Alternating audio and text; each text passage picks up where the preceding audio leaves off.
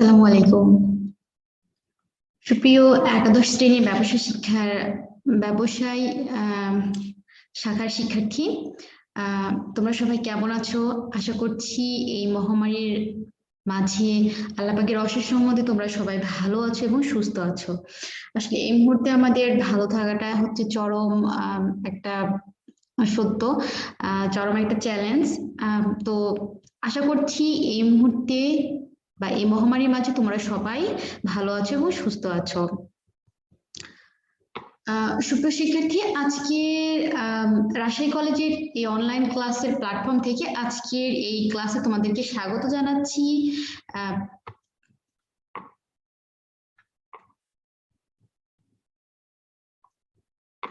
তোমাদের সাথে আছি আমি মোসাম্মদ লিপি খাতুন, প্রভাষক হিসাব বিজ্ঞান, রাজশাহী কলেজ, রাজশাহী। সুপ্রিয় শিক্ষার্থী, আমার আজকে এই নবম অধ্যায়ে বরাবরের মতো তোমাদের সাথে আমি আছি ফিনান্স, ব্যাংকিং ও বীমা এর প্রথম পত্র নিয়ে, এবং এই প্রথম পত্রের নবম অধ্যায় যেটা ঝুঁকি ও মুনাফার হার, এই অধ্যায় নিয়ে আমরা আলোচনা করছিলাম। ইতিমধ্যে এই অধ্যায়ের উপর আমরা 3টা ক্লাস করেছি, আজকে এই অধ্যায়ের উপর আমাদের 4র্থ ক্লাস। সুপ্রিয় শিক্ষার্থী, তোমরা কিন্তু ইতিমধ্যে দ্বাদশ শ্রেণীর ক্লাস শুরু করে দিয়েছো। যদিও তোমরা খাতা কলমে এখনো দ্বাদশে ওঠোনি, বাট তোমরা আসলে অ্যাসাইনমেন্ট কার্যক্রমের জন্য তোমরা দ্বাদশ শ্রেণীর ক্লাস শুরু করে ফেলেছো। যাক, তোমাদের সকলকে আসলে সেজন্য স্বাগত জানাচ্ছি। সুপ্রিয় শিক্ষার্থী, তোমাদের আসলে সিলেবাস তোমরা অবশ্যই দেখেছো, তোমাদের সিলেবাস গুলো কিন্তু প্রত্যেকটা সিলেবাসে কিন্তু সংক্ষিপ্ত করা হয়েছে এবং প্রত্যেকটা সিলেবাস থেকে কিছু কিছু অধ্যায়কে অমিট করা হয়েছে এবং কিছু কিছু অধ্যায় রাখা হয়েছে। যাক, আমরা যে ফিনান্স, ব্যাংকিং ও বীমা এর প্রথম পত্র নিয়ে আলোচনা করছি, এখানে যে ঝুঁকি ও মুনাফার হার নবম অধ্যায়, এটা তোমাদের সিলেবাসে আছে রাখা হয়েছে, তোমরা নিশ্চয়ই দেখেছো। সুপ্রিয় শিক্ষার্থী,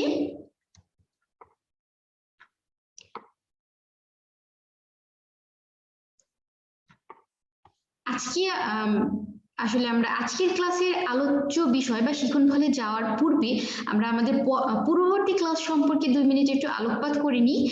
আমরা পূর্ববর্তী ক্লাসে আসলে কি আলোচনা করেছিলাম? বিভিন্ন ধরনের ঝুঁকি নিয়ে আলোচনা করেছিলাম, ঝুঁকি এবং অনিশ্চয়তার উৎসগুলো নিয়ে আলোচনা করেছিলাম, এবং আমি পূর্ববর্তী ক্লাস শেষ করার পূর্ব মুহূর্তে কিন্তু তোমাদেরকে বলে রেখেছিলাম যে আমার পরবর্তী ক্লাস অনুষ্ঠিত হবে বা পরবর্তী ক্লাস নিব ঝুঁকির পরিমাপ, এটার উপর। আশা করছি তোমরা অবশ্যই বই খুলে সেটা দেখে রেখেছো।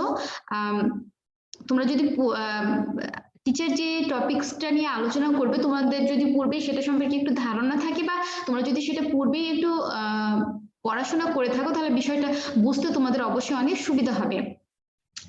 যাই হোক, সুপ্রিয় শিক্ষার্থী, যে আমাদের পূর্ববর্তী ক্লাসে আমরা যে ঝুঁকি এবং অনিশ্চয়তার বিভিন্ন উৎসগুলো সম্পর্কে আলোচনা করেছিলাম এবং বিভিন্ন ঝুঁকিগুলো নিয়ে আলোচনা করেছিলাম।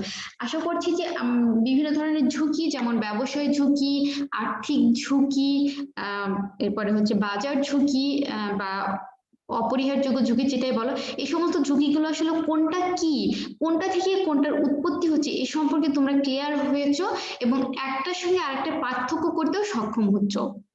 আসলে বাজার ঝুঁকির সাথে আর্থিক ঝুঁকির পার্থক্য বা আর্থিক ঝুঁকির সঙ্গে ব্যবসায়িক ঝুঁকির পার্থক্য, এই পার্থক্যগুলো করতেও আশা করছি তোমরা সক্ষম হবে। যদি প্রত্যেকটা ঝুঁকি সম্পর্কে তোমাদের একটা ক্লিয়ার ধারণা থাকে, তখনই কিন্তু তোমরা কি করতে পারবে, এই ঝুঁকিগুলোর ভিতর পার্থক্যটা অনুধাবন করতে পারবে। এবং প্রত্যেকটা ঝুঁকি সম্পর্কে যদি আমি গত ক্লাসে তোমাদের 4টা জ্ঞানমূলক প্রশ্ন নিয়ে এসেছিলাম, আমি দেখলাম যে খুব জাস্ট 1 থেকে 2 জন রেসপন্স করেছো, আনসার গুলো দিয়েছো। আসলে তোমরা মানে অধিকাংশই কি অ্যাসাইনমেন্ট নিয়ে ব্যস্ত রয়েছে, এই জন্য কি আসলে আনসার গুলো দিচ্ছ না সেটা বুঝলাম না। যে বাসার কাজ রেখেছিলাম, সেটাও শুধুমাত্র একটা স্টুডেন্ট রেসপন্স করেছিলে যে তুমি শুধুমাত্র বাসার কাজ করেছো, আর কারো রেসপন্স দেখলাম না। সুপ্রিয় শিক্ষার্থী, তাহলে চলো আমরা দেখে নিই যে আজকের ক্লাসের আসলে শিক্ষণ ফলটা কি, বা আজকের এই অনলাইন ক্লাস থেকে আসলে আমরা কোন বিষয়গুলো জানতে পারবো। সুপ্রিয় শিক্ষার্থী, আজকে আমরা যে বিষয়টা জানতে পারবো তা হচ্ছে ঝুঁকির পরিমাপ। আসলে আমরা ঝুঁকির পরিমাপ কি বা ঝুঁকির পরিমাপটা আসলে কিভাবে করা যায় সেটা সম্পর্কে জানতে পারবো, এবং আরো 3টা বিষয় নিয়ে আমরা আলোচনা করবো আজকের ক্লাসে। তা হচ্ছে আদর্শ বিচ্যুতি বা পরিমিত ব্যবধান, সম্ভাবনা বিন্যাস, বিভেদাঙ্ক, ব্যবধাঙ্ক বা ভেদাঙ্কের সহগ যেটাই বলো, এই 3টা বিষয় নিয়ে আজকে আমরা এই ক্লাসে আলোচনা করব। তার মানে এই 3টা বিষয় দ্বারা কিভাবে ঝুঁকিকে পরিমাপ করা হয় সেটা আমরা আজকের এই ক্লাস থেকে জানতে পারবো বা বুঝতে পারবো। সুপ্রিয় শিক্ষার্থী, তাহলে চলো চলে যায় আমাদের আজকের ক্লাসের শুরুতেই। আজকের ক্লাসে আমরা প্রথমেই যেটা বলছি যে সেটা হচ্ছে আমরা আজকের ক্লাসে যেটা নিয়ে আলোচনা করবো তা হচ্ছে ঝুঁকির পরিমাপ। তো সুপ্রিয় শিক্ষার্থী, ব্যবসায়িক প্রতিষ্ঠানে 2 ধরনের ঝুঁকি পরিমাপ করা হয়। একটা হচ্ছে আমাদের আর্থিক ঝুঁকি এবং 2 হচ্ছে আমার ব্যবসায়িক ঝুঁকি। একটি বিষয় মাথায় রাখো যে একটা ব্যবসায়িক প্রতিষ্ঠানে 2 ধরনের ঝুঁকিকে পরিমাপ করা হয়। একটা হচ্ছে আমার আর্থিক ঝুঁকি এবং আরেকটা হচ্ছে আমার ব্যবসায়িক ঝুঁকি। আর্থিক ঝুঁকি কি এবং ব্যবসায়িক ঝুঁকি কি, আশা করছি এই দুটো বিষয় সম্পর্কে তোমরা প্রায় সকলেই অবগত।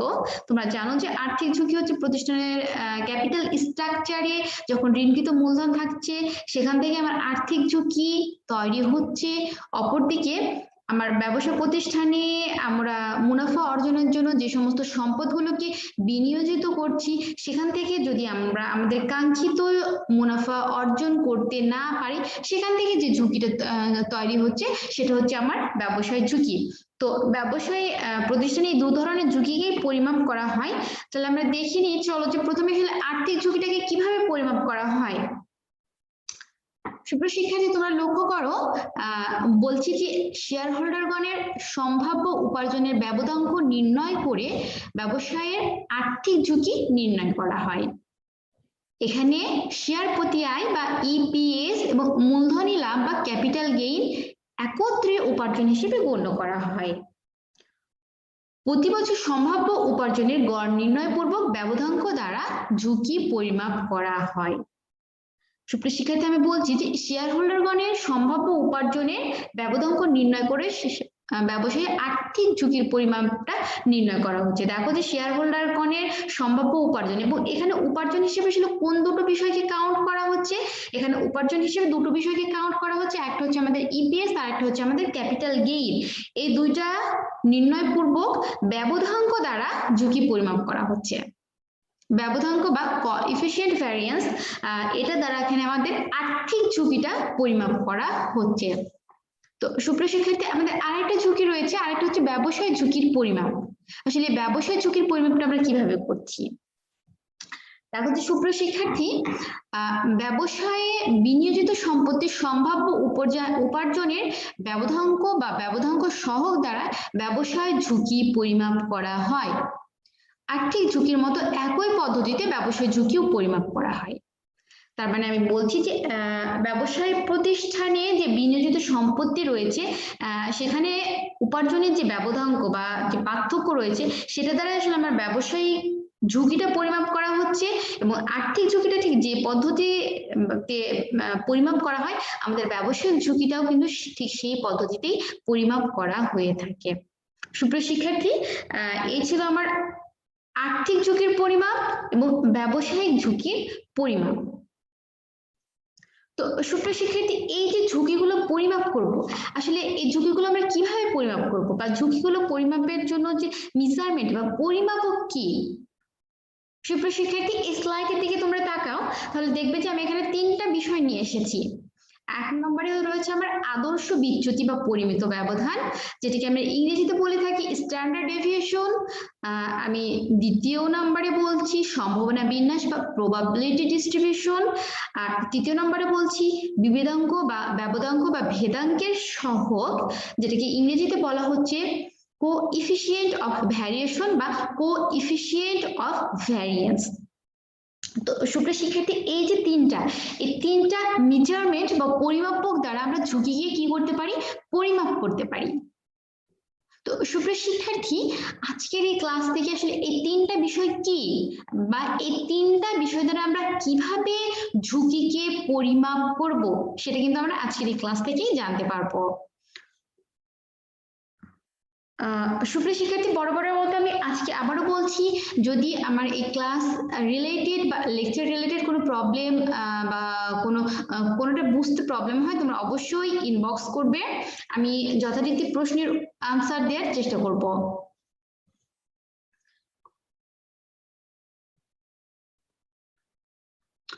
সুপ্রিয় শিক্ষার্থী, আমরা 1 নম্বরে চলে যাই যে আদর্শ বিচ্যুতি বা পরিমিত ব্যবধান বা স্ট্যান্ডার্ড ডেভিয়েশন। তোমরা যেটাই বলো, তিনটা জিনিস আসলে একই। আদর্শ বিচ্যুতি, পরিমিত ব্যবধান বা স্ট্যান্ডার্ড ডেভিয়েশন, এটা দ্বারা কিভাবে আমাদের ঝুঁকিকে পরিমাপ করা হয় এবং কখন পরিমাপ করা হয়। তাহলে চলো দেখে নি। আমি বলছি যে পরিমিত ব্যবধান হলো প্রত্যাশিত গড় মূল্য বা আয় হতে প্রকৃতপক্ষে প্রাপ্য আয়ের বিচ্যুতি পরিমাপের একটি প্রক্রিয়া। এটি একটি পরিসংখ্যানিক পদ্ধতি। এটিকে সম্পদের সাথে সংশ্লিষ্ট মোট ঝুঁকি পরিমাপের গুরুত্বপূর্ণ একটা কৌশল হিসেবে ধরা হয়। যে সকল ঝুঁকি বিভিন্ন উৎস হতে উদ্ভব হতে পারে, সে সমস্ত ঝুঁকি পরিমাপ করার প্রধান কৌশল হিসেবে এটাকে ব্যবহার করা হয়। সুপ্রিয় শিক্ষার্থী, তাহলে আমি কি বলছি? পরিমিত ব্যবধান বা আদর্শ বিচ্যুতি হচ্ছে আমার পরিসংখ্যানের একটা পদ্ধতি, যেটা দ্বারা আমরা কি করতে পারি? আমরা ঝুঁকি পরিমাপ করতে পারি। এবং ঝুঁকিটা কখন পরিমাপ করতে পারি? যখন আমরা দেখছি যে আমার প্রত্যাশিত মূল্য বা প্রত্যাশিত আয়, এক্সপেক্টেড রেট অফ রিটার্ন, এবং আমার প্রকৃত বা অ্যাকচুয়াল ইনকাম বা অ্যাকচুয়াল রেট অফ রিটার্ন, এই দুটোর ভিতর পার্থক্য হচ্ছে। এই দুটোর ভিতরে আমার পার্থক্য হচ্ছে, তখন আমরা কি করতে পারি? এই যে পার্থক্য, ভ্যারিয়েন্স, বা এই ক্ষেত্রে ঝুঁকিটা পরিমাপ করার জন্য আমরা কি ব্যবহার করতে পারি? আদর্শ বিচ্যুতি বা পরিমিত ব্যবধান ব্যবহার করতে পারি, এই পদ্ধতিটা ব্যবহার করতে পারি। আসলে যখন ঝুঁকিটা বিভিন্ন উৎস থেকে আসছে, তখন কিন্তু আমরা এই ঝুঁকিটা পরিমাপ করার জন্য আমরা এই পদ্ধতিটা ব্যবহার করতে পারি। সুপ্রিয় শিক্ষার্থী, এটা সম্পর্কে আমি আরো কিছু বলি। যে আমি বলছি, দেখো যে এটি পরিমাপে প্রতিটি চলক হতে গাণিতিক গড় বাদ দিলে যে বিচ্যুতিগুলো পাওয়া যায় তাদের সমষ্টি করে বর্গমূল করা হয়। আসলে আদর্শ বিচ্যুতি বের করার সময় কি করা হয়? এখানে আসলে প্রতিটা চলক কাউন্ট করা হয়, কিন্তু আদর্শ বিচ্যুতি বের করার সময় আমাদের কি করা হয়? প্রত্যেকটি চলককে কাউন্ট করা হয়। প্রতিটি চলক হতে এর গাণিতিক গড় বাদ দিলে যে বিচ্যুতিগুলো পাওয়া যাচ্ছে তাদের সমষ্টি করে তার বর্গমূল করা হয়। তোমরা এখানে একটা বিষয় লক্ষ্য করবে যে আমি বলছি যে আমরা যখন পরিমিত ব্যবধানটা বের করছি, তখন কিন্তু আমরা প্রত্যেকটা চলককে ট্রাস করবো, মানে প্রত্যেকটা চলক বা ওখানে আমার যতগুলো তথ্য দেওয়া থাকবে, আমরা প্রত্যেকটা তথ্য নিয়েই কাজ করব। এবং পরিমিত ব্যবধান বের করতে আমাদের প্রথমেই যেটা করতে হয় সেটা হচ্ছে আমাদের গাণিতিক গড় কিন্তু নির্ণয় করতে হয়। আমি পরে নির্দেশনাতে বলে দিয়েছি। তো সুপ্রিয় শিক্ষার্থী, আমরা গাণিতিক গড় বের করার পরে কি করতে হয়? আমাদের যে চলকগুলো দেয়া থাকে সেখান থেকে যদি প্রত্যেকটা চলক থেকে গাণিতিক গড় বাদ দিলে যে বিচ্যুতিটুকু থাকছে তার যদি আমরা সমষ্টি করে বর্গমূল করে দিই, সেখানে আমরা আমাদের ঝুঁকির পরিমাপ জানতে পারবো। এটিকে বিচ্যুতি পরিমাপের একটা নির্ভরযোগ্য পদ্ধতি হিসেবে গণ্য করা হয়, কারণ এক্ষেত্রে সকল তথ্যই বিবেচনা করা হয়। সুপ্রিয় শিক্ষার্থী, আমি বলছি যে এক্ষেত্রে এটিকে বিচ্যুতি পরিমাপের একটা নির্ভরযোগ্য পদ্ধতি হিসেবেও গণ্য করা হচ্ছে, কারণ এক্ষেত্রে সকল তথ্যই বিবেচনা করা হচ্ছে। সুপ্রিয় শিক্ষার্থী, এই যে বললাম যে আমার গাণিতিক গড় কি বা কখন এটা ব্যবহার করা হচ্ছে, তাহলে দেখো যে আমি যখন বললাম যে আমাদের প্রত্যাশিত আয় এবং আমাদের প্রাপ্য আয়, দুটোর ভিতর যে পার্থক্য বা ভ্যারিয়েন্স হচ্ছে, তখন যে ঝুঁকির পরিমাপ করার জন্য কিন্তু আমরা এই আদর্শ বিচ্যুতি পদ্ধতিটা ব্যবহার করছি। এবং এটা একটা খুব নির্ভরযোগ্য পরিসংখ্যানিক পদ্ধতি, এবং এই পদ্ধতিতে প্রত্যেকটা চলককেই কি বলবো বিবেচনায় নিয়ে আসা হয়। এজন্য এটাকে একটা গুরুত্বপূর্ণ বা নির্ভরযোগ্য পদ্ধতি হিসেবেও কিন্তু আমরা গণ্য করে থাকি। তো সুপ্রিয় শিক্ষার্থী, আমরা এই পদ্ধতিতে যখন আমরা ঝুঁকিটা পরিমাপ করব, তখন আমাদের কিছু বিষয় মাথায় রাখতে হবে বা নির্দেশনা আসলে কি বলছে। সুপ্রিয় শিক্ষার্থী, দেখো, লক্ষ্য করো যে আমি বলছি যে আদর্শ বিচ্যুতি বের করতে গেলে প্রথমে গাণিতিক গড় বের করতে হবে আমাদের। আমরা যদি আদর্শ বিচ্যুতি বা স্ট্যান্ডার্ড ডেভিয়েশন বা পরিমিত ব্যবধান বের করতে যাই, তাহলে আমাদের প্রথমে যেটা বের করতে হবে সেটা হচ্ছে আমার গাণিতিক গড়। আমাদের যে প্রশ্নে যে চলকগুলো দেয়া থাকবে সেগুলো নিয়ে কি করতে হবে, আমার গাণিতিক গড় বের করতে হবে। যদি আদর্শ বিচ্যুতির মান বড় হয় তাহলে এটি উচ্চ ঝুঁকি নির্দেশ করবে, এবং অপরদিকে যদি আদর্শ বিচ্যুতির মান কম হয় তা আমাদের নিম্ন ঝুঁকি নির্দেশ করবে। তার মানে সুপ্রিয় শিক্ষার্থী, যদি আমাদের কখনো দুটো প্রকল্পর ভিতর যদি আমাদের একটি পার্থক্য করতে বলে বা দুটো প্রকল্পের ভিতর যে কোনো একটা প্রকল্প সম্পর্কে ডিসিশন নিতে বলে বা একটা প্রকল্প নিতে বলে, তাহলে সেক্ষেত্রে আমরা কি করব, আমরা দুটো প্রকল্পের আলাদা আলাদা আদর্শ বিচ্যুতি বের করব। তার মানে অধিক যে প্রকল্পের আদর্শ বিচ্যুতি অধিক হবে তার ঝুঁকির পরিমাণও অধিক হবে, এবং যে প্রকল্পের আদর্শ বিচ্যুতির মান কম হবে সেই প্রকল্পের ঝুঁকিও কম হবে। তার মানে সুপ্রিয় শিক্ষার্থী, আমরা বলতেই পারি যে অবশ্যই আমরা সেই প্রকল্পটি সিলেক্ট করব যার আদর্শ বিচ্যুতির মান কম, কারণ আদর্শ বিচ্যুতির মান কম অর্থাৎই হচ্ছে আমার ঝুঁকিও কম সেখানে। তো সুপ্রিয় শিক্ষার্থী, এটা ছিল আমার আদর্শ বিচ্যুতি বা স্ট্যান্ডার্ড ডেভিয়েশন। ঠিক এই সঙ্গে সঙ্গে যদি আমরা একটা অঙ্ক বা ছোট্ট একটা অঙ্ক করে নিই, তাহলে আমরা বিষয়টা সম্পর্কে কিন্তু ক্লিয়ার হতে পারবো।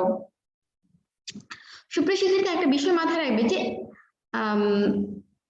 সাধারণত আমার অঙ্কে যখন আমরা আমাদের সেকেন্ড ক্লাস করেছিলাম এটার উপর, তখন কিন্তু আমরা যেটা নির্দেশ করে দিয়েছিলাম সেটা হচ্ছে আমার যখন আমাদের অঙ্কে প্রবাবিলিটি বা সম্ভাবনা দেয়া থাকে এবং যখন আমার অঙ্কে প্রবাবিলিটি বা সম্ভাবনা দেয়া থাকে না, যখন আমার অঙ্কে প্রবাবিলিটি বা সম্ভাবনা দেয়া থাকে তখন আমরা কিভাবে কোন পদ্ধতিতে ঝুঁকিটা পরিমাপ করছি, এবং যখন আমার অঙ্কে প্রবাবিলিটি বা সম্ভাবনা দেয়া থাকছে না তখন আমরা কোন পদ্ধতিতে ঝুঁকিটা পরিমাপ করছি। তো সুপ্রিয় শিক্ষার্থী, আমরা যদি এখন ছোট্ট একটা অঙ্ক দেখে নিই তাহলে আমরা কি বিষয়টা সম্পর্কে কিন্তু ক্লিয়ার হয়ে যাব। সুপ্রিয় শিক্ষার্থী, আমি জাস্ট ছোট্ট একটা অঙ্ক এখানে তোমাদের জন্য নিয়ে এসেছি। দেখো যে আমি বলছি যে নিম্নোক্ত তথ্য হতে আদর্শ বিচ্যুতি বের করো। সম্ভাবনা বিন্যাস দেওয়া না থাকলে, এক্ষেত্রে কিন্তু আমাদের কোনো সম্ভাবনা বিন্যাস বা প্রবাবিলিটি ডিস্ট্রিবিউশন দেয়া নেই। এখানে আমার কি দেয়া আছে, আমার সময় দেয়া আছে বা বছর দেয়া আছে, আর একটা আমার আয় দেয়া আছে পার্সেন্টেজে।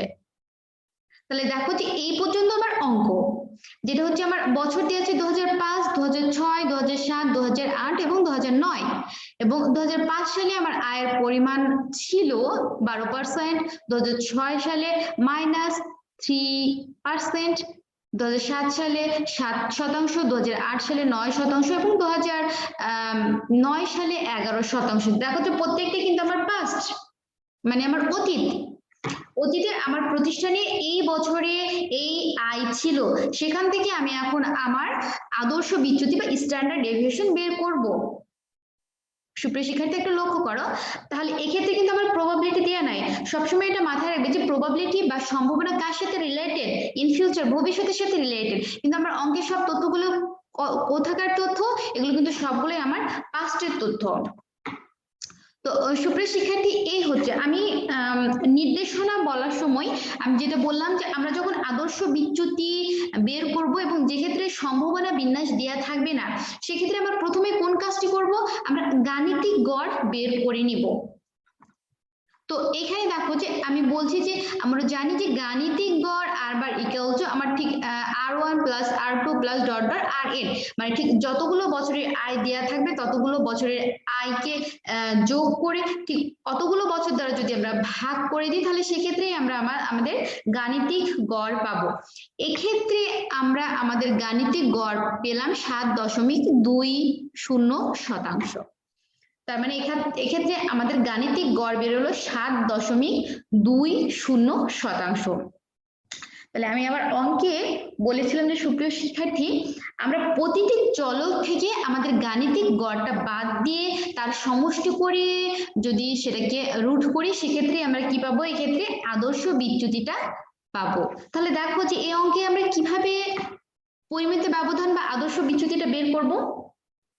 এখানে আমাদের পরিমিত ব্যবধান বা আদর্শ বিচ্যুতি বের করার সূত্রটা হচ্ছে সিগমা ইকুয়াল টু সামেশন উপরে n নিচে i ইকুয়াল টু 1, এটা হচ্ছে r1 মাইনাস r বার, যেটা আমি বলেছিলাম তার উপর স্কয়ার ডিভাইড বাই নিচে n মাইনাস 1। এক্ষেত্রে আমার r1 হচ্ছে আমার প্রথম বছরের আয়, আর বার ইকুয়াল টু হচ্ছে আমার পরিমিত আমার গাণিতিক গড়, এবং n হচ্ছে আমার নাম্বার অফ ইয়ার। তাহলে এক্ষেত্রে আমার প্রথম বছরের আয় কত ছিল? 12% বা 12%। সে 12% থেকে আমরা আমাদের গাণিতিক গড় কত পেলাম? এখানে আমরা গাণিতিক গড় পেলাম 7.02%। এই যে দুটোর মাইনাস বিয়োগ করি, যদি আমরা একটা প্রথমে চলক থেকে গাণিতিক গড়কে বিয়োগ করলাম, বিয়োগফল থেকে মানে বিয়োগ করার পর যে বিচ্যুতিটুকু পেলাম সেটাকে আমরা কি করব? রুট করব, মানে সেটাকে আমরা বর্গমূল করব, করার পর প্রত্যেকটা যোগ করে আমরা নিচে আসলে 5 মাইনাস 1, আমাদের বছর ছিল 5টা, সেখান থেকে আমরা 1 মাইনাস করছি। আসলে সুপ্রিয় শিক্ষার্থী, আমি এখানে একবারে বিষয়টা করে নিয়েছি, তোমরা অবশ্যই খাতায় লাইন বাই লাইন করবে। প্রথমে এটা থেকে এটা মাইনাস করে তার উপর রুট করে লিখবে, লিখে আর একটা লাইন করা যেত। যে সুপ্রিয় শিক্ষার্থী আমি করি নাই, আমি আমার একটু সুবিধার্থে করি নাই, কিন্তু তোমরা অবশ্যই খাতায় যখন অঙ্ক করবে তখন অবশ্যই এত মানে ছোট ছোট করে ভেঙে ভেঙে করবে, একবারে করতে যাবে না। তো সুপ্রিয় শিক্ষার্থী, আমরা টোটাল এটা প্লাস মাইনাস করে আমরা এইটা পেলাম divide by 5 minus 1 equal to 4। এটাকে যদি আমরা ভাগ দিই এটা পেলাম, এটা রুট করলে আমরা পেলাম 0.0602, এবং এটাকে যদি আমরা 100 দ্বারা গুণ করি বা পার্সেন্টেজে কনভার্ট করি তখন আমরা পেলাম 6.02%। তার মানে সুপ্রিয় শিক্ষার্থী, এই যে একটা অঙ্ক আমি একটা ছোট্ট অঙ্ক নিয়ে এসেছিলাম, যে কিছু তথ্য নিয়ে এসেছিলাম এবং সেখান থেকে তোমাদেরকে আদর্শ বিচ্যুতি বা পরিমিত ব্যবধান বের করতে বললাম। তাহলে এই অঙ্কের আমাদের আদর্শ বিচ্যুতি বা পরিমিত ব্যবধান হচ্ছে 6.02%। সুপ্রিয় শিক্ষার্থী, এখানে যদি আমাদের পরপর দুটো প্রকল্প থাকতো বা দুটো, আমরা অঙ্কটা দেখো যে আমি এখানে জাস্ট নিয়ে এসেছিলাম একটা অঙ্ক, মানে ছোট একটা অঙ্ক, বাট এখানে যদি পাশাপাশি দুটো অঙ্ক থাকতো, একটার পরিমিত ব্যবধান বা আদর্শ বিচ্যুতি হলো 6.02%, এবং আরেকটার আদর্শ বিচ্যুতি বা পরিমিত ব্যবধান যদি হতো 5.25%, তাহলে এই যে দুটো প্রকল্প, এই দুটো প্রকল্পের ভিতরে আমরা কোনটা সিলেক্ট করতাম? অবশ্যই যেটার পরিমিত ব্যবধান বা আদর্শ বিচ্যুতি কম, আমরা সেই প্রকল্পটি সিলেক্ট করব। তাহলে সুপ্রিয় শিক্ষার্থী, আদর্শ বিচ্যুতি বা পরিমিত ব্যবধান দিয়ে আমরা কখন ঝুঁকিটা পরিমাপ করছি, তোমরা কি সেটা ক্লিয়ার হতে পারলে? তোমরা লক্ষ্য করো যে আদর্শ বিচ্যুতি বা পরিমিত ব্যবধান দ্বারা আমরা ঝুঁকি পরিমাপ করছি যখন আমাদের কি আমাদের প্রকৃত আয় এবং সম্ভাব্য আয়ের ভিতরে একটা পার্থক্য হচ্ছে, এবং কি হচ্ছে যখন আমাদের কোনো ধরনের সম্ভাবনা বিন্যাস বা প্রবাবিলিটি দেয়া থাকছে না, সেক্ষেত্রে আমরা আদর্শ বিচ্যুতি বের করার জন্য এই পদ্ধতিটা ব্যবহার করছি। তাহলে সুপ্রিয় শিক্ষার্থী, এবার তাহলে চলো আমরা আমাদের সম্ভাবনা বিন্যাস বা প্রবাবিলিটি ডিস্ট্রিবিউশন নিয়ে একটা আলোচনা করে ফেলি। আসলে এটা দিয়ে আমরা কখন ঝুঁকির পরিমাপ করব? সুপ্রিয় শিক্ষার্থী, তোমরা লক্ষ্য করো যে পদ্ধতিতে প্রকল্প থেকে প্রাপ্য নগদ প্রবাহের সম্ভাবনা বিন্যাসের প্রত্যাশিত মূল্য ও নগদ প্রবাহের পরিমিত ব্যবধানের ভিত্তিতে প্রকল্প মূল্যায়ন করা হয় তাকে সম্ভাবনা বিন্যাস পদ্ধতি বলা হয়। সুপ্রিয় শিক্ষার্থী, একটু বুঝে নাও যে পদ্ধতিতে প্রকল্প থেকে প্রাপ্য নগদ প্রবাহের সম্ভাবনা বিন্যাসের প্রত্যাশিত মূল্য ও নগদ প্রবাহের পরিমিত ব্যবধানের ভিত্তিতে প্রকল্প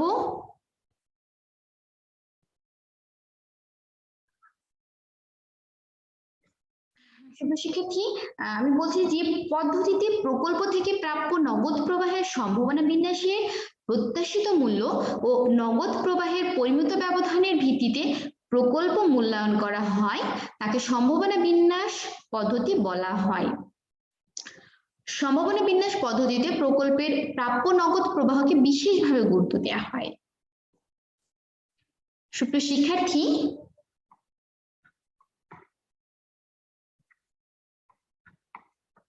এই ক্ষেত্রে আমাদের কিছু নির্দেশনা রয়েছে। আসলে আমরা সম্ভাবনা বিন্যাস দ্বারা যখন ঝুঁকিকে পরিমাপ করছি, সেক্ষেত্রে আসলে আমাদের কি করতে হবে? এক্ষেত্রে আমার আদর্শ বিচ্যুতি বের করতে গেলে প্রথমেই প্রত্যাশিত আয়ের হার বের করতে হবে। সুপ্রিয় শিক্ষার্থী, পূর্বের অঙ্কে আমরা দেখলাম যে আমরা যখন আদর্শ বিচ্যুতি বা স্ট্যান্ডার্ড ডেভিয়েশন বের করছি, সেক্ষেত্রে আমাদের প্রথমে কি বের করতে হচ্ছিল? আমাদের গাণিতিক গড় বের করতে হচ্ছিল, এবং এই ক্ষেত্রে আমাদের প্রথমে যেটা বের করতে হবে তা হচ্ছে আমার প্রত্যাশিত আয়ের হার বা এক্সপেক্টেড রেট অফ রিটার্নটা বের করতে হবে। এখানে আদর্শ বিচ্যুতি দ্বারা আয়ের মধ্যে তারতম্য বের করা হয়।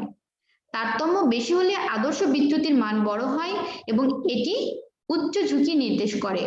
অপরদিকে তারতম্য কম হলে আদর্শ বিচ্যুতির মান কম হয়, যা নিম্ন ঝুঁকি নির্দেশ করে। তাহলে সুপ্রিয় শিক্ষার্থী, আমরা কি দেখছি? আমরা দেখছি যে এই আদর্শ বিচ্যুতি বা সম্ভাবনা বিন্যাস কখন ব্যবহার করা হচ্ছে? যখন আমার প্রত্যাশিত মানে আয় থেকে আমার অ্যাকচুয়াল আয়টা পার্থক্য ঘটছে, তখন আমরা ব্যবহার করছি। তো এই ক্ষেত্রে আমার প্রথমে যেটা করতে হবে আমাদের, তা হচ্ছে আমার প্রত্যাশিত আয়টাকে বের করতে হবে। একটা বিষয় মাথায় রাখবে যে আমার এই সম্ভাবনা বিন্যাস বা এই ক্ষেত্রে আমার আদর্শ বিচ্যুতির মান যত বড় হবে, আমার ঝুঁকির পরিমাণও ঠিক তত বেশি হবে, এবং আদর্শ বিচ্যুতির মান যত কম হবে, এক্ষেত্রে আমার ঝুঁকির পরিমাপও কিন্তু ঠিক ততটাই কম হবে।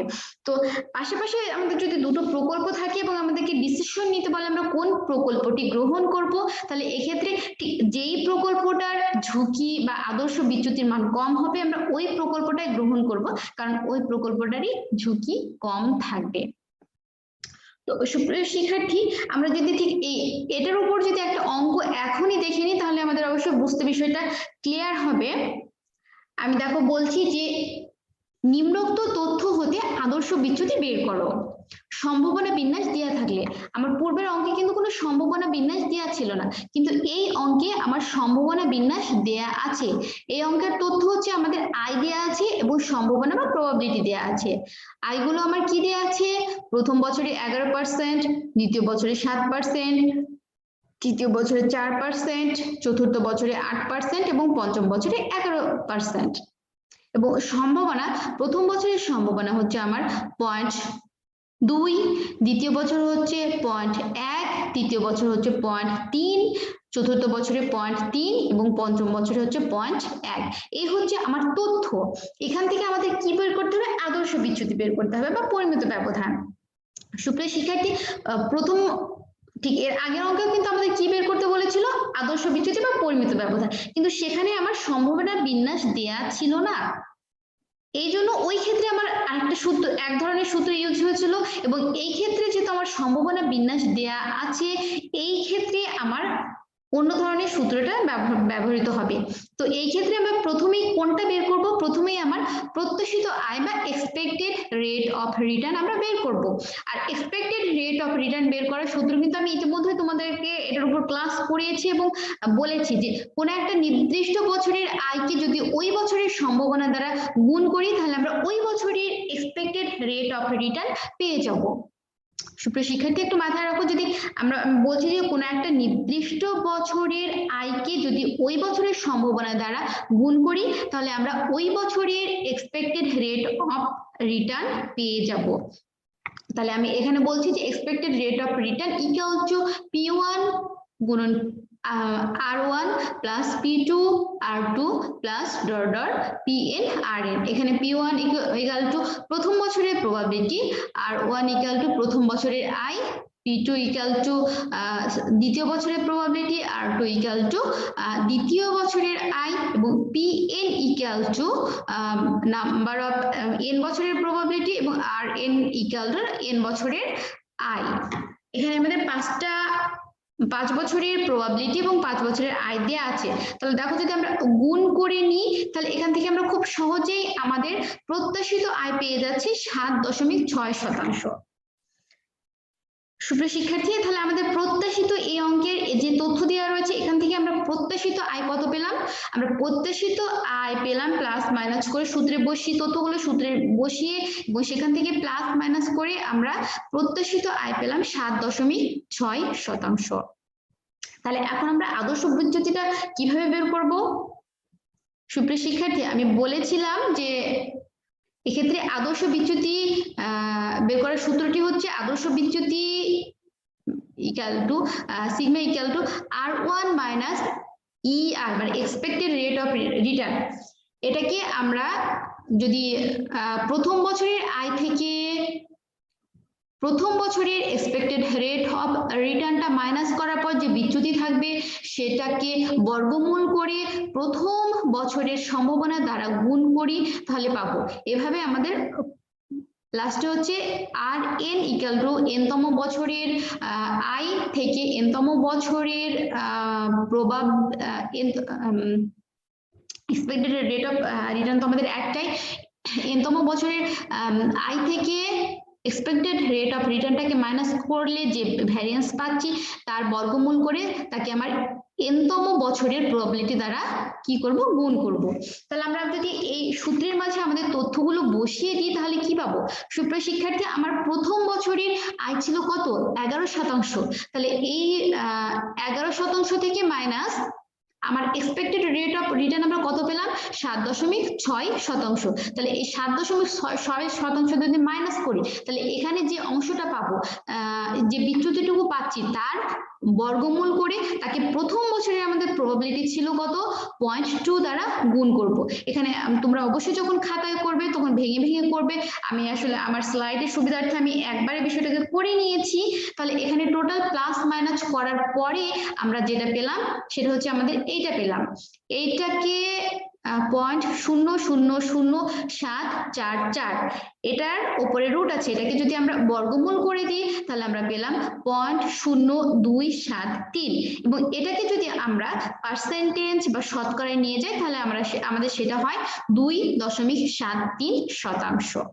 তাহলে সুপ্রিয় শিক্ষার্থী, এই যে আমাদের তথ্য দেওয়া আছে বা এই অঙ্কে আমাদের আদর্শ বিচ্যুতি হচ্ছে 2.73%।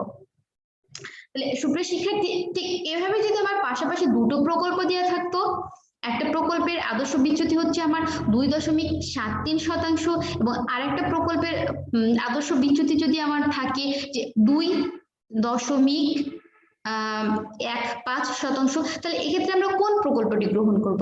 এক্ষেত্রে আমরা অবশ্যই যে প্রকল্পটার মান কম হবে সেটা গ্রহণ করব, কারণ যেই প্রকল্পের আদর্শ বিচ্যুতি কম হবে তার ঝুঁকির পরিমাণও কম হবে।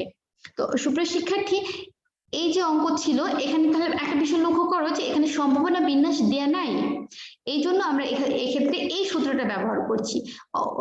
এবং আমরা পূর্বের অঙ্কে কিন্তু কি ছিল, আমার সম্ভাবনা, এই অঙ্কে সম্ভাবনা বিন্যাস দেয়া আছে এবং পূর্বের অঙ্কে সম্ভাবনা বিন্যাস দেয়া ছিল না, এই জন্য সেখানে আমরা আরেকটা সূত্র ইউজ করছি। তো আসলে আমরা তথ্যের উপর ডিপেন্ড করে সূত্রটা ইউজ করব। সুপ্রিয় শিক্ষার্থী, অবশ্যই তোমরা মাথায় রাখবে আসলে কোন তথ্যটা দেয়া আছে, কোন তথ্যটা দেয়া থাকলে আমরা কোন সূত্রটা ইউজ করব। তো এই বিষয় সুপ্রিয় শিক্ষার্থী, আশা করছি যে অবশ্যই বিষয়টা সম্পর্কে তোমরা ক্লিয়ার হয়েছো। তারপরে আমি আবারও বলছি, যদি তোমাদের কারো যদি কোনো প্রবলেম থাকে বা কোথাও বুঝতে সমস্যা হয় অবশ্যই তোমরা ইনবক্সে কোশ্চেন করো, আমি আনসার দেওয়ার চেষ্টা করব। তাহলে সুপ্রিয় শিক্ষার্থী, আমাদের আরো একটা মেজারমেন্ট রয়েছে, সেটা হচ্ছে আমাদের বিভেদাঙ্ক বা ব্যবধাঙ্ক বা ভেদাঙ্কের সহগ। আসলে এইটা কি বা এটা দ্বারা আমরা কখন ঝুঁকিটা পরিমাপ করব? সুপ্রিয় শিক্ষার্থী, দেখো আমি বলছি যে বিভেদাঙ্ক হলো বিস্তার পরিমাপ সময়ের মধ্যে সবচেয়ে বেশি প্রচলিত এবং গুরুত্বপূর্ণ একটা পদ্ধতি। এটি হলো পরিমিত ব্যবধান এবং গাণিতিক গড়ের শতকরা অনুপাত, অর্থাৎ পরিমিত ব্যবধানকে গাণিতিক গড় দ্বারা ভাগ করলে যে ভাগফল পাওয়া যায় তাকেই ব্যবধাঙ্ক বলা হয়। এক্ষেত্রে বিভেদাঙ্ক ইকুয়াল টু পরিমিত ব্যবধান ভাগ গাণিতিক গড়। এক্ষেত্রেও নির্দেশনা রয়েছে সুপ্রিয় শিক্ষার্থী যে বড় বিভেদাঙ্ক উচ্চ ঝুঁকি এবং ছোট বিভেদাঙ্ক নিম্ন ঝুঁকি নির্দেশ করে, সেজন্য দুটি স্ট্রকের মধ্যে যেটির বিভেদাঙ্ক ছোট আমরা সেটি গ্রহণ করব।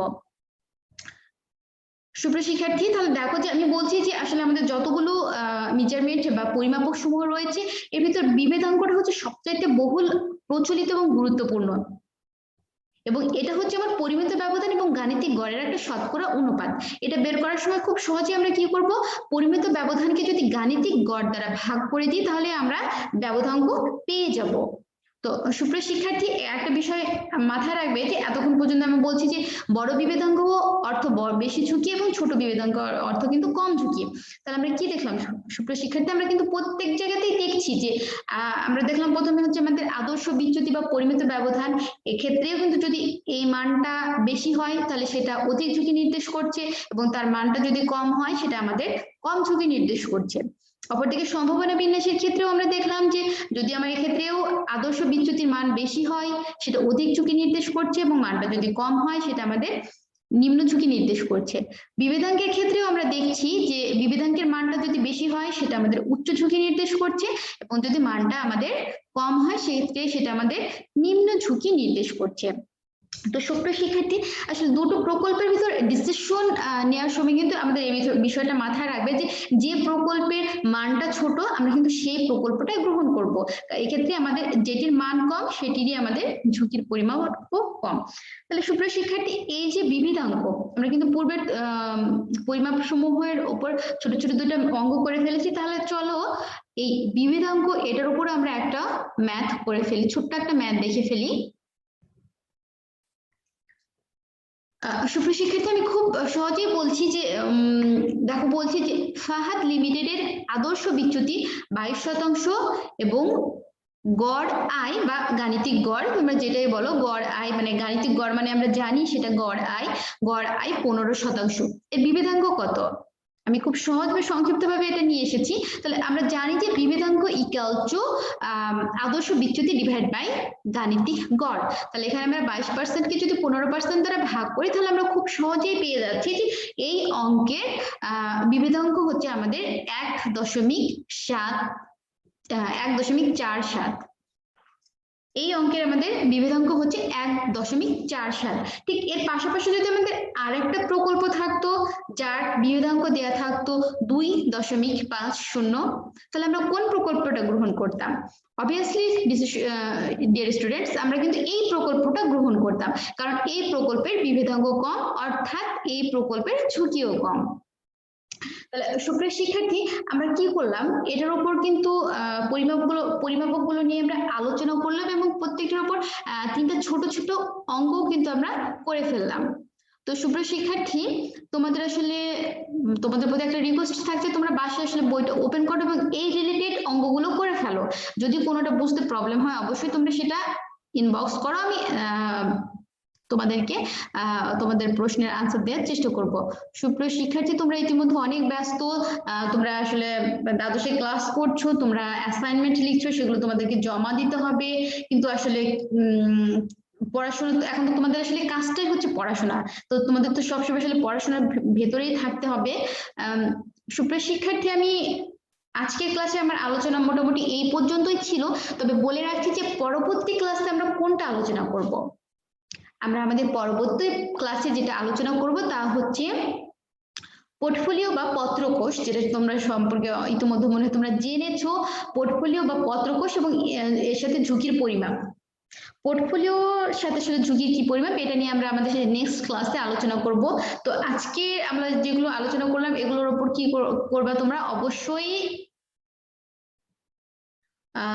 এটার উপরে বইয়ের যে ছোট ছোট অঙ্কগুলো রয়েছে সেগুলো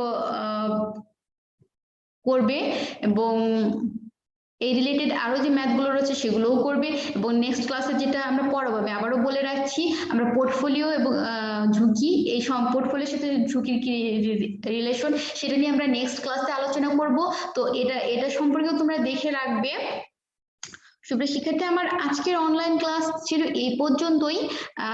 এতক্ষণ পর্যন্ত যারা আমার সাথে এই অনলাইন ক্লাসে যুক্ত ছিলে তোমাদের সকলকে ধন্যবাদ জানাচ্ছি। আবারও আসলে এই মহামারীর মাঝে তোমাদের সকলের জন্য দোয়া রাখছি। আসলে সবাই সুস্থ থাকবে, আসলে এই মুহূর্তে আমাদের সুস্থ থাকাটা অনেক একটা কঠিন বিষয় বা চ্যালেঞ্জ হয়ে দাঁড়িয়েছে। তো সুপ্রিয় শিক্ষার্থী, তোমরা আসলে অনেক ছোট ছোট কচি কচি মুখ তোমাদের সাথে আসলে এখনো ক্লাসে বসে ক্লাস করা হয়নি। যাক আল্লাহ সৃষ্টিকর্তার কাছে দোয়া করছি আমরা যেন খুব তাড়াতাড়ি বা খুব শীঘ্রই একটা সুন্দর পৃথিবী পাই এবং আমরা যেন ক্লাসরুমে বসে ক্লাস করতে পারি। তো সুপ্রিয় শিক্ষার্থী, আজকের অনলাইন ক্লাসে যারা আমার সঙ্গে ছিলেন তাদের সকলকে আবারও ধন্যবাদ জানাচ্ছি এবং ধন্যবাদ জানিয়ে আজকের অনলাইন ক্লাস এখানেই শেষ করছি। দোয়া রাখছি তোমরা সবাই সুস্থ থাকো, ভালো থাকো। আসসালামু আলাইকুম।